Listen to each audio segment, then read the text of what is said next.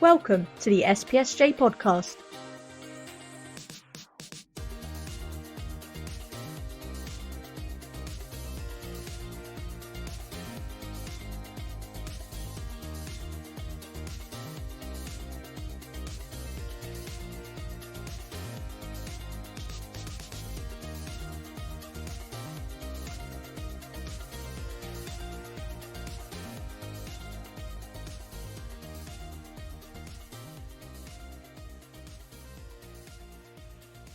Morning, everyone. Morning.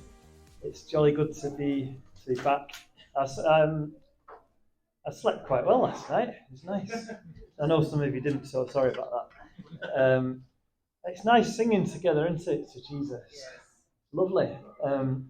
Sometimes when I come to these things and I don't really know anyone, I'm a bit kind of nervous, thinking like, who are you all, and will anyone understand my accent and stuff like that? And but as soon as we start to worship Jesus together, it feels like home, and 'cause it's the same God that we worship, and it's the same presence of the Holy Spirit who comes to meet with us when we offer our songs to Him. So it's great. We're going to start in Luke chapter 7, just one verse to begin with, and then we're going to come back to that chapter in a bit. In fact, we'll do two verses. We're going to go from verse 33 of Luke chapter 7. And this is Jesus talking. I know that partly because in my Bible, Jesus' words are in red, so it gives me a little hint. Oh, I've just dropped the recording device. There you go. And Luke 7, verse 33 says, "But John the Baptist came, neither eating bread or drinking wine. And you say, he has a demon. The Son of Man came, eating and drinking. And you say, here is a glutton and a drunkard, a friend of tax collectors and sinners. But wisdom is proved right by all her children."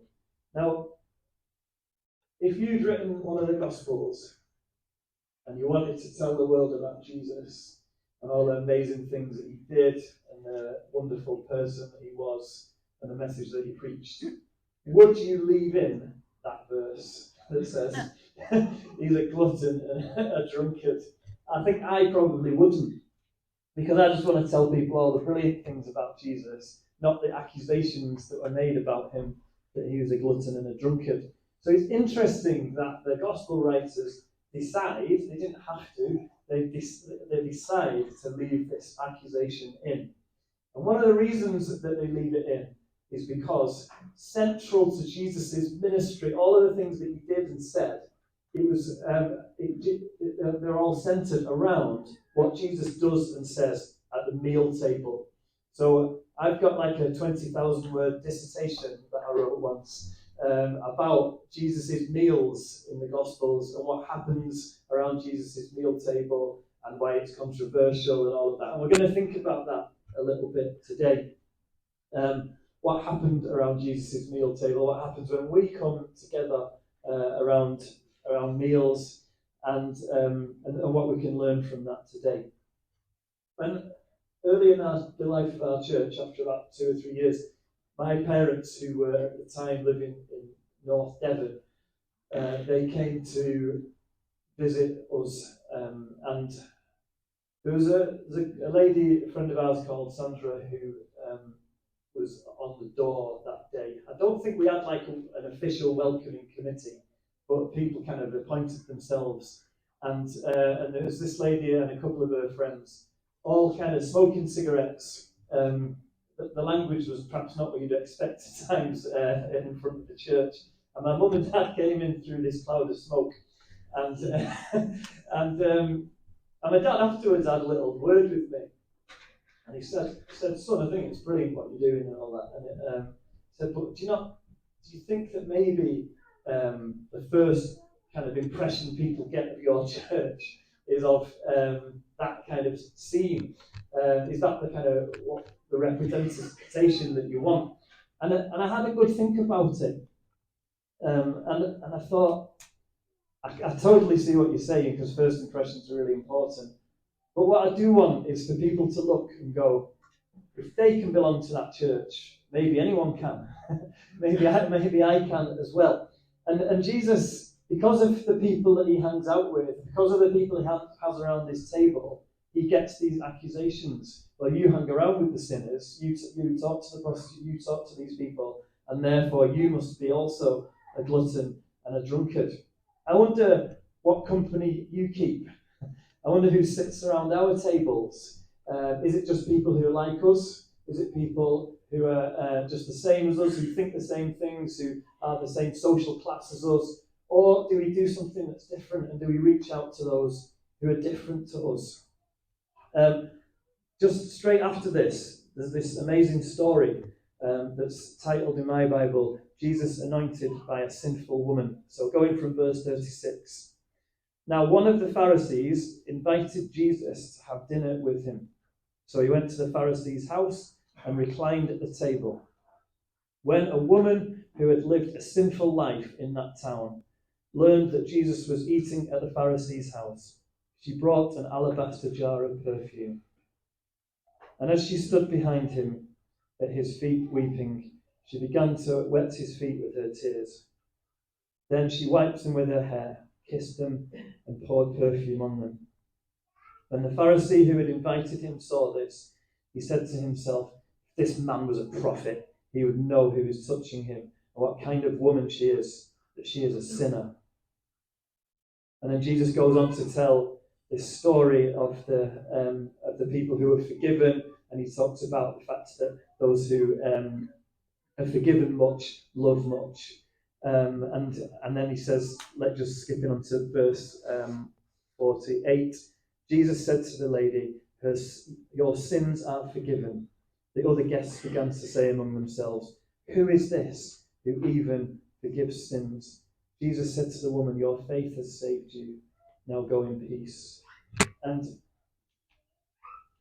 there's a friend of mine who started coming to our church about 8 years ago, and we invited her to one of our Christmas events. And she came along, and she wasn't part of the church at all. And she said to me, I thought I'd come, one of my neighbours, Becca, she invited me, and I thought I'd come along, but I thought I won't enjoy it because you'll all be a load of snobs because it's a church. And she said, but then, I came in, you were all sitting around tables eating a meal together, and people came up to me and chatted to me and welcomed my kids. And the kids are a bit kind of crazy at times, running around the room, being a bit noisy. And she said, but people just loved them and talked to them as well, and not just to me. And I thought, well, maybe I'll come back again. So she came back the next week and the week after, and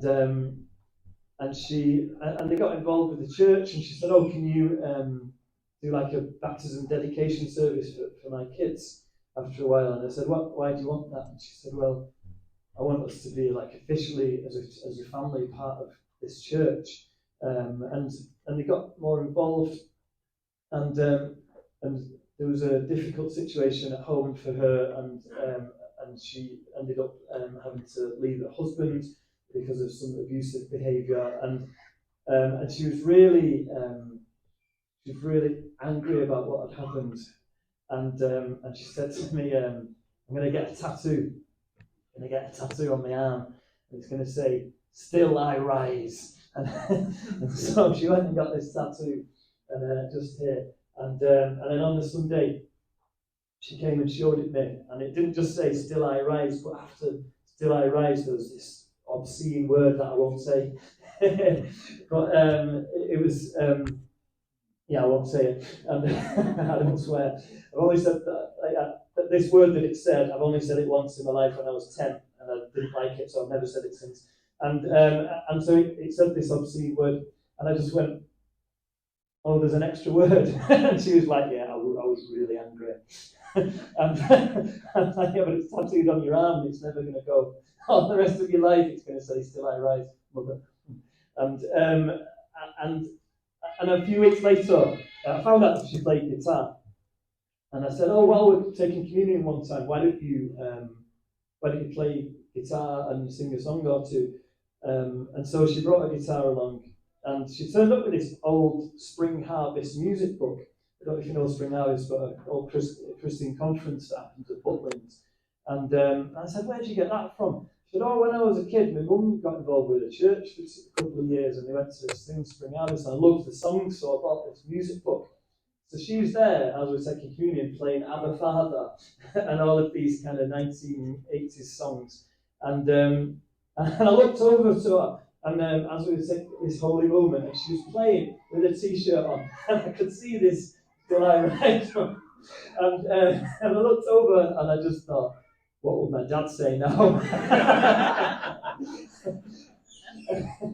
And then I thought of this story, and I thought of this lady who comes to Jesus' feet, and she's the sinner. Everyone knows her. She's a sinner in the city. She's probably a prostitute, almost certainly a prostitute. And everyone knows who she is, and everyone's tutting, and Jesus allows her to sit at his feet and offer her worship to him and to wash his feet. And he sits there and he loves it. And it says, he says to Simon, do you see this woman? He uses her as the example. Do you see this woman? I came into your house. You didn't give me any water for my feet, but she wet my feet with her tears and wiped them with her hair. You didn't give me a kiss, but she's not stopped kissing my feet from the time that I entered. You didn't pour oil on my head, but she's poured perfume on my feet. Therefore, I tell you, her many sins have been forgiven, for she loved much. She loved much. And what I watched was my friend, with all of the brokenness that happened in her life and the difficulties and the stuff that's tattooed onto her body that summarizes some of the anger and the difficulties that she's been through, offering this simple act of worship to Jesus. And in that moment, I was like, Jesus, you love this. You love this. You love it. And it's not simple, and it's not straightforward, and it's really messy. And one of the big things I want to say to you in this first session is that the more we follow Jesus, the more we follow the example of Jesus, the more we go the places that Jesus wants us to go, the more we embrace the people who Jesus wants us to embrace in our churches, things get messier. The church that I grew up in, it was a very kind of black and white type thing in terms of you're either this or that. So you're either not a Christian or you're a Christian. You kind of you go from darkness into light. You go from death to life. And so the testimonies that were given, the stories were, I used to be this, and now I'm this. And there's no space for anything in between. But the reality of life is, and the more that you get involved with people's lives, is that there's so much in between. It's not just either that or that. And the church that I grew up in, probably we would, if someone didn't fit into one of the two categories, we would kind of not tell their stories, or we would kind of exclude them. But one of the things that happens when we follow Jesus is that we go into this messiness where we're living in this kind of in-between thing where, yes, people have encountered Jesus, but things are really difficult at the same time. And that wasn't easy for me to cope with. I wanted a neat story. I wanted you're either that or that, and once you make this decision, once you say this prayer, then you're in this kind of new world completely. But actually, life is much more complicated than that. And around Jesus' table in the stories of the Gospels, you see these kind of fuzzy edges and these blurred things and these, and you do see transformation. But it's when we embrace the people who Jesus wants us to spend time with, we encounter this messiness. And one of the things that we said yesterday about the Gospel of Luke is it's very much about the fact that God's message is for everybody. It's for absolutely everybody, and especially those who are the most unlikely ones. So one of the ways we can tell that is that look at the stories that only Luke tells. So only Luke tells us the story about Zacchaeus, for example, the crooked tax collector who gets brought in by Jesus. Only Luke tells us the Good Samaritan story, about those that are hated by the Jews, and yet the Good Samaritan is the one who is the example of what we should do. Only Luke tells us the story about when Jesus is on the cross and he offers salvation to the criminal on the side. It's only Luke who tells us about that particular person finding salvation. And so all of those things are unique to Luke. Luke's the one who loves to tell us about Jesus' interactions with those who are marginalised in that society, the women, the Samaritans, the tax collectors, the poor, the shepherds, the children. And so much of it is around the meal table. Jesus kind of embracing people around the table, because it was at the meal table where people would kind of define who they were and who they weren't. So if you just imagine for a minute, imagine that I've invited you all around to my house for some food, and this is my front room, okay?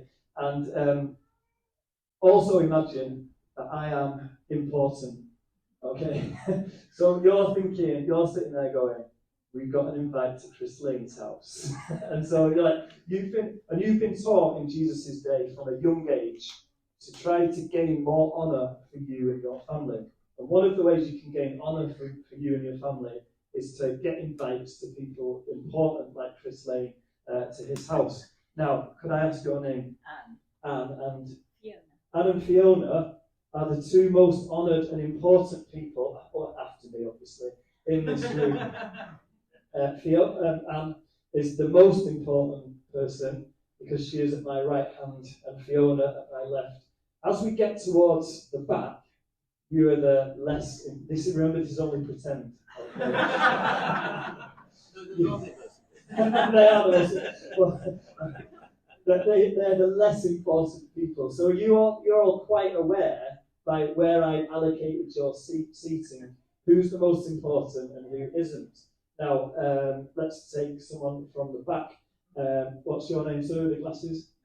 Nat. Now, if Nat was to swap places with Anne, I'm not going to make you do it, but Nat would then gain honour for him and his family at the expense of Anne. You would lose some honour. So the way that you're sitting will define who you are and what you do, and what your kind of role is in society. And around the meal table, we would tell stories together that would remind us of our place and who's important and who isn't. But the fact that you're all in this room, and some people are not in this room, means that you're in the in club. So even though you're at the back and you're not as important, you're still in, and there's other people out. One rabbi said that you could summarize the Jewish festivals in 3 short phrases. They tried to kill us, we survived, let's eat. And so there's this thing where around food, they tell the stories of who we are and who we're not, who are the enemies, so who's in and who's out. And so Jesus comes into this context of who's in and who's out. And in terms of religious, in terms of the Jewish context, it's similar, and also it's even more exacerbated because you have to kind of get ritually clean before you're allowed to come. You have to have gone through these ceremonies, and you have to make sure you've not touched this and that. And so you have to be clean in order to come to the table. And then Jesus comes in, and sometimes he hosts meals, but a lot of the times he isn't the host, he's just a guest. But if I invited you to my house in Jesus' day, implicit in that would be a kind of, you can bring some friends with you. So in Luke's gospel especially, Jesus is like this annoying guest who, because he's kind of got a bit of a profile and he's healing people and everyone's talking about him, people are inviting him round for food, but then he turns up where you're like, oh, here's Jesus, and then behind him are all these kind of ragamuffins, sinners, tax collectors, prostitutes, and he brings all of his mates with him and spoils your dinner party. And what he does is he says, this is what the kingdom is like. This is what the kingdom is like. He says to the Pharisees, the holy ones, he says, the prostitutes are coming into the kingdom ahead of you. And he'll say these things and he'll model them.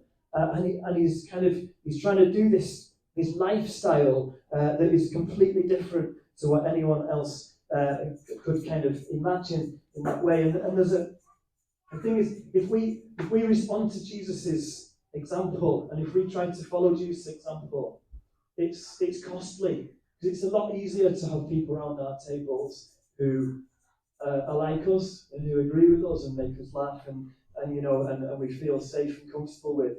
And it's easier to live a life where we do that but then we do a bit of charitable stuff as well. We might volunteer for an hour at a food bank a week, or we might give 30 quid a month to World Vision and support this or that charity. But what Jesus is doing is something a lot more scary than that.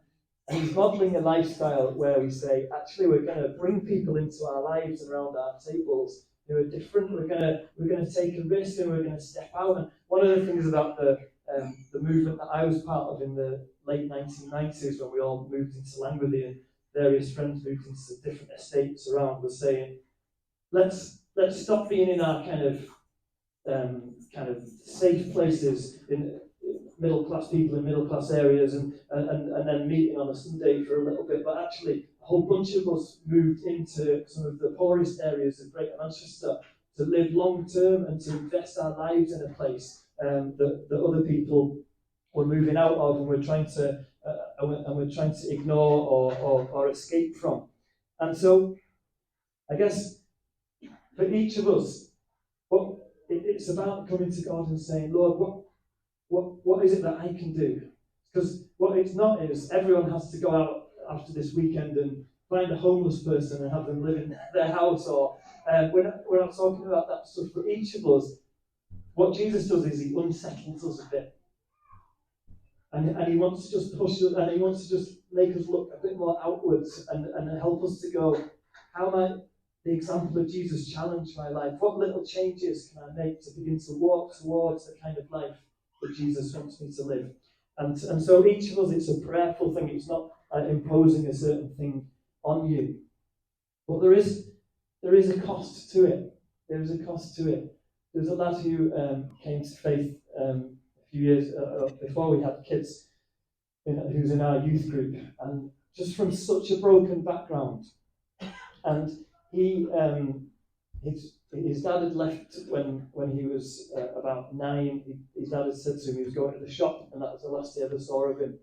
And it was a difficult upbringing, and his mum basically used to say, "Oh, we call him Billy. Me and Billy, we're just like friends. We're not really like mother and son. We're more like friends." And the last thing he needed a mum. He needed parents. And when he was about 18, she decided to move abroad, and he was kind of left with wondering where he was going to live. And me and Esther, my wife, decided, why don't we have him live with us? And I guess we had this idealistic idea that we could kind of show him what a family was like, and it was great for about 6 months, and then just little things started to happen. He started smoking in his room, and it was a rented house, he wasn't allowed to do that, and then the smoke started to smell a bit different and a bit more illegal, and it helped us to sleep at night better, but that's not the thing really. It was still illegal, and they found bits of white powder around, and he started robbing things for money from us, and eventually after a year he had to move out, and it was really, really tough, and because we loved him and loved him, and he kind of took a bit of us with him, if you know what I mean. I mean, he took a couple of bits of electrical equipment with him as well. That's another story. But some of your heart goes with him, and I wish that this could be a great story, like a great preacher's story about, now he's an international evangelist. But he's not. Like the last time I heard, he was just smoking weed all day and doing some security work at night and just not really making anything of his life. And obviously it's a rubbish story. But I just wonder if we all should have more of those stories. I wonder if part of the cost of following the way of Jesus is that a bunch of us can tell a load of those stories and go, I just loved this person, and I invested hours and days and weeks and months and years into them, and at the moment they're nowhere. But that's not the end of their story. It's not the end of Billy's story. And that's one of the beautiful things that I want to remind you about. another lad who came to our church. He was part of the youth group. And you all know those kids who's only part of the youth group because he fancies some of the girls. And he's not in any way interested in Jesus. And we had this experience of him just coming along, and I was thinking he's going to lead them all astray, and he did a bit. And he's not interested in the faith. And we keep praying for him. And he kept coming for years, a few years. And then we took some of the football team lads to one of the summer festivals, and they all had these experiences of Jesus, which, to our surprise, and we'll talk about a couple of them later. But three of them came to me and my brother at the end of the week. We said, "Andy, Chris, we want to become Christians." And when we went, no. We said, "You're all too tired and you're hyped up. You need to go home and you need to think about it properly, and you can come back to us if you still want to." It's really poor evangelistic giftings by me and Andrew. And then about 4 days after we got home, this lad Mike rang my brother up and he goes, "Andy, am I allowed to become a Christian yet?" And so he comes round and Andrew leads him to Jesus. And then the next day, this other lad Jordan goes, "Andy, can I become a Christian now?" Because Mikey said he's become a Christian. Like for 3 days in a row, these lads come round to his house, and my brother's like, "Is this revival?" I just sit here, and people ring me up and ask if they're allowed to become a Christian. Anyway, the lad that I was telling you about before, he came up to me and Andrew and said, "The lads have become Christians. Can I run like a Bible study group to like talk about Jesus with them and stuff?" I was like, "Wow, all right, but I'll put someone with you to do it." And so he does this group with these lads, discipling him. And then a few months later he goes, "We've got this building called the Life Centre, which is our little community building." He says, "Can we, all the kids who are like on the streets messing around, can we like open up the Life Centre one night a week and do some games with them and talk to them about God and stuff?" And again I'm like, "Yeah, all right, we'll get some teams together and we can do it." And he started doing this and eventually became a youth worker at the church. And it's a cracking story. But also, about 4 or 5 years ago, his whole life exploded, and he lost his job, and he lost his marriage, and all of because of the things that he'd done himself. And he went into this horrendous spiral of mental health difficulties, and got to the stage after about a year where he said, I'm not a Christian anymore. Don't believe in Jesus anymore." And he even put it on Facebook, so then it's official. I don't think I'm a Christian anymore. And we were devastated. We kept coming to church, and people would say, "Why you still go to church if you don't believe in God?" And he said, "It's my family. So that's my family." And he kept coming along, and then a year and a half ago, we were here, not in this room, but a different room. And I was sat at the front. We were just worshipping God, singing songs together. And I heard this really out of tune, really loud singing coming from the back. And I looked behind, and he was on his knees with his hands in the air, just pouring out his worship to Jesus. And I looked back, and I felt like God said, "Remember this, Chris. Remember this. Don't forget this." And I got my phone out and I took a cheeky selfie over my shoulder, hoping he wouldn't see it. And I've got it on my phone still to remind me that whatever happens to people, whatever they say, wherever they go, it's not the end of the story. If they're still around, it's not the end of the story. And it's not the end of that's not the end of his story either, because he'll still have more ups and downs. But one of the gifts that the Church of Jesus Christ can give to people is that in the messiness of their lives, we're consistent and we're there for them and we love them, and they can walk away, but they can also walk back. And one of the beautiful things about working 25 years in one place is that you realise that the story that I told that could make you all really happy and excited about a young lad who's from a broken background becoming a youth worker, that's not the end of the story, because it actually went all completely wrong. But then that's also not the end of the story, because there's hope and there's more stuff to come for him, and God has a good future for him. And that's what we need to remember again and again when we look around and we think there's such brokenness around, the world is in such a state, and yet Jesus says in Revelation 21 verse 5, behold, I'm making all things new. I'm making all things new. And we've got to keep that in our mind. We've got to keep that in our focus as a church, that Jesus is making everything new. Jesus is making everything new. He's at work bringing order from chaos. And often it feels chaotic, a lot of the things that we do, but Jesus is the one who wants to bring order to people's lives. He's the one who wants to bring hope and healing and a fresh start, and he's always there open. It's like for us with that lad and a couple of others at the time when it went really wrong for us as a church about 4 or 5 years ago, that God really led us to that prodigal son story.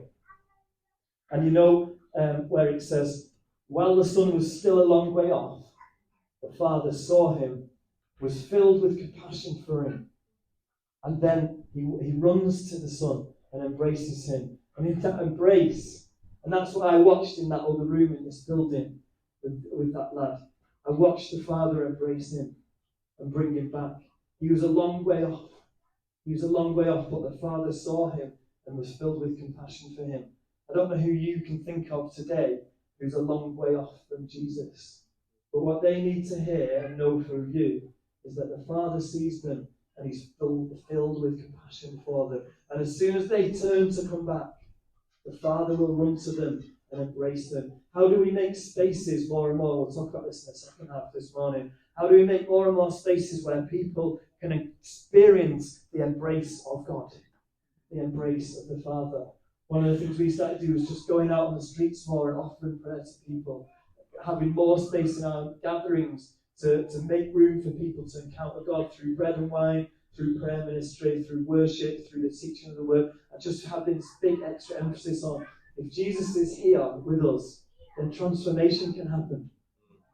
And we think about Jesus' meal table. Always in Jesus' meal table, when people eat with Jesus, change happens. Lives are transformed. And so I stand at the door and knock in Revelation 3. Anyone who comes, opens the door, I will come into them and eat with them. And eat with them. Jesus is always knocking on the door of our lives to say, if you open the door, I will come and eat with you. And when he eats with us, transformation happens. Transformation happens. And so it's about us living in the messiness of life and hoping and pushing towards that transformation that Jesus, that only Jesus can bring to us. Yeah.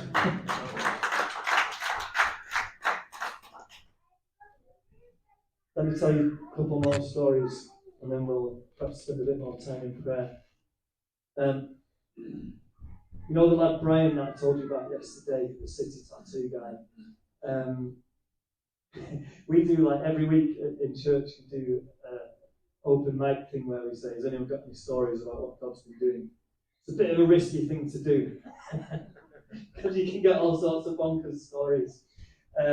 So Brian comes up one Sunday, and he goes, right, I needed some money, I needed 50 quid to pay someone that I owed some money to. So I had to pray, then went into the bookies, and I won 50 quid.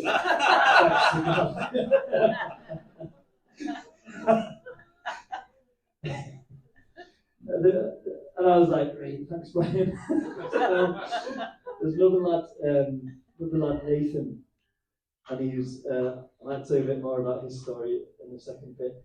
Nathan was, he'd become a Christian, and it's a great story that I might have time to tell you, but he, when I was he was in a small group, like a midweek Bible study thing, and when you ask a question, and I just said, has anyone got any stuff that God's been doing this week? And there's about 10 of you in the room, and everyone just goes, and you wait in silence for like a minute. God's not been doing anything this week then. All right. And then you broaden it out. Any kind of good news stories or anything. So it's like easier for them to join in. And afterwards, like when we were chatting at the end, Nathan said, "Oh yeah, right. The other day I was in the pub, and my mate, what's his name now? My mate Sammy or something. He said he'd injured his knee, and I remembered when you prayed for my knee and it got better. And so I said to Sammy, I'll pray for your knee. God can heal your knee. And so I prayed for his knee, and it got better."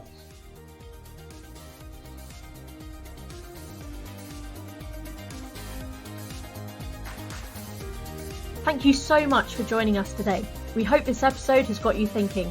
And please share this conversation with someone as we continue to learn and grow together. We look forward to you joining us again next time.